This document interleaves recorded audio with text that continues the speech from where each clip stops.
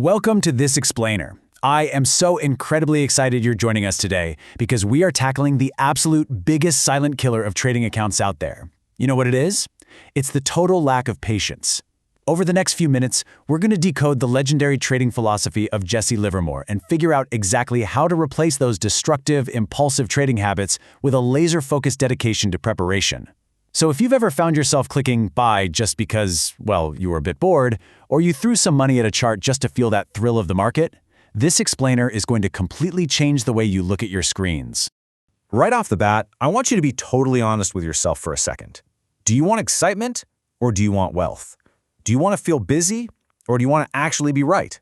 Because as Jesse Livermore learned the really hard way, you absolutely cannot have both. When you stare at a chart and catch yourself thinking, well, maybe I'll just put something on just to be in the game, that right there, that's the exact urge that empties out accounts. That craving for movement is just pure poison in this business. So here is our roadmap for today's explainer. We're going to start with the illusion of action, then move right into why survival comes before profit. After that, we'll completely redefine the waiting game. And finally, we'll wrap up with your actual daily preparation playbook. All right, let's dive straight into part 1, the illusion of action. To truly grasp this concept, we basically have to completely rewire how we view the market. Look, the market is not a slot machine where you just pull the lever every 5 minutes hoping for a jackpot. It's a weighing machine. And, even more importantly, it's a waiting game. There is this stark contrast between the amateur and the professional. When Livermore was just a boy trading in the bucket shops, he honestly thought the whole trick was being clever. Spotting every little wiggle on the tape and trying to trade it. And sure, he'd win a little, lose a little, but by the end of the week, he had absolutely nothing to show for his exhaustion. That is trading for excitement. A professional, on the other hand, trades for setups. They understand that setups are kind of like a train schedule. If you miss one, you don't go running down the tracks chasing it, right? You just wait for the next one. But the catch is, you have to actually know what train you're waiting for. Let me actually read this to you directly from the source material, because honestly, it's the cornerstone of this entire philosophy. The market doesn't pay you for being active, it pays you for being right. And being right often means you've got to learn to do nothing. I mean, really think about that for a second. That constant itch for movement, it leaves you with nothing but trading commissions, stupid mistakes, and a seriously bruised ego. You don't need to catch every single swing, you just need the fat part of the move. Which brings us to Section 2, Survival First, Profit Second. You see the big money, like the truly life-changing trades? They don't come from constant, everyday little skirmishes. They come from the major moves. And here's the thing. You can only catch those big moves if you haven't already wasted your stake on small, impatient guesses. So we really need to redefine how we look at cash. Most traders absolutely hate sitting on the sidelines. They think their money has to be constantly working.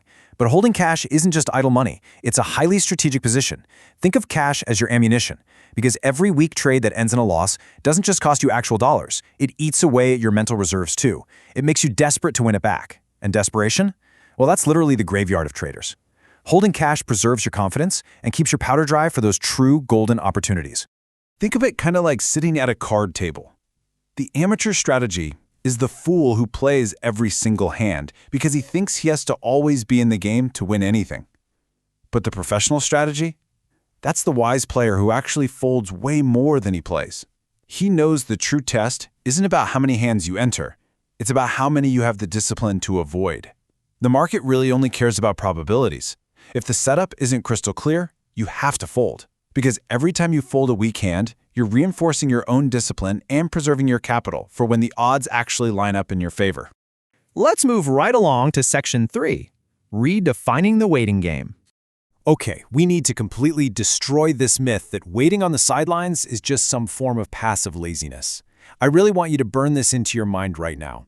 Waiting does not mean daydreaming. Waiting means preparation. It is probably the most counterintuitive truth in the markets, but doing less actually makes you more. Well, provided you only act when it truly matters. Too many traders confuse patience with just flat-out neglect. They'll tell you they're waiting for a setup, but they do absolutely nothing while they wait. And then, when the setup actually appears, they fumble the execution. Proper waiting is actively studying your charts. It's watching your levels, marking your conditions. Waiting is the actual work. The source material uses this really fantastic analogy here. Imagine a soldier on a battlefield. He doesn't win the fight because he's just out there blindly shooting at everything that moves. No way! He wins because he trained extensively in advance, because he knows his weapon inside and out, and because he studied the terrain long before the battle even started. As the quote goes, the fortune is built in the quiet hours when he is watching, recording, analyzing, and preparing. Executing a trade takes literally seconds, but the preparation, that takes hours, days, sometimes even weeks. But it's exactly that preparation that gives you the absolute conviction to act instantly, without a second of hesitation, the moment your signal fires. And that perfectly sets up Section 4, your daily preparation playbook. So how do we actually put all this philosophy into practice? It's time to shift from the mindset into the exact actionable tools you're going to use every single day to survive long-term. You need a daily setup validation checklist.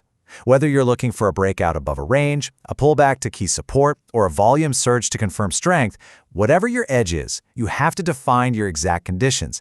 And even more importantly, you must define your exact risk and exit plan before you ever click buy. Here's why building this checklist is absolutely crucial. The market is going to constantly tempt you with half-formed patterns. But listen to me, the market won't reward you for an almost setup. Almost does not pay. In fact, almost setups are exactly how brokers get rich and traders go broke. If a chart doesn't check every box in your strict list, it is simply not your trade. Walk away. And that leads us to a massively powerful daily habit, documenting the sidelines. When you're sitting there and you feel that familiar, nagging urge to just force a weak trade for the sake of excitement, catch yourself. Stop right there. Cross-reference that feeling against your strict setup checklist. Then, grab your journal and write down exactly why you are sitting in cash today. Documenting the trades you actively refuse to take builds extreme mental discipline. It takes that really painful, itchy feeling of boredom and turns it into active, highly focused training. You are essentially rehearsing your edge by explicitly choosing what not to do. Because ultimately, what we are really practicing here is wealth by subtraction. Focusing on your long-term survival means relentlessly protecting your capital from unnecessary, poor-quality trades. These unnecessary trades, they're literally like termites eating away at your account. A tiny loss here, a minor drawdown there. At the time, it feels totally harmless. But over time, the structure collapses, and suddenly you've buried your few winning trades under a massive pile of completely avoidable losers. I want you to think of yourself like a master jeweler. A master jeweler doesn't keep every single rough stone they find. They sort, they discard, and they reject over and over until only the absolute true gems remain. Every single bad trade you skip is money saved, it is ammunition preserved for the exact right play. So as we wrap up this explainer, I want to leave you with one final thought to carry into your very next trading session. Tomorrow, the market is going to whisper in your ear. It's going to try to offer you a little tiny move, maybe a false breakout, or a setup that is just almost ready. The next time a chart looks almost right, will you fold or will you play? Will you preserve your hard-earned capital, or are you going to risk your ammunition on a weak hand? That single decision right there, repeat it day after day, is what's ultimately going to decide your future in this game. Choose wisely, prepare deeply, and happy trading.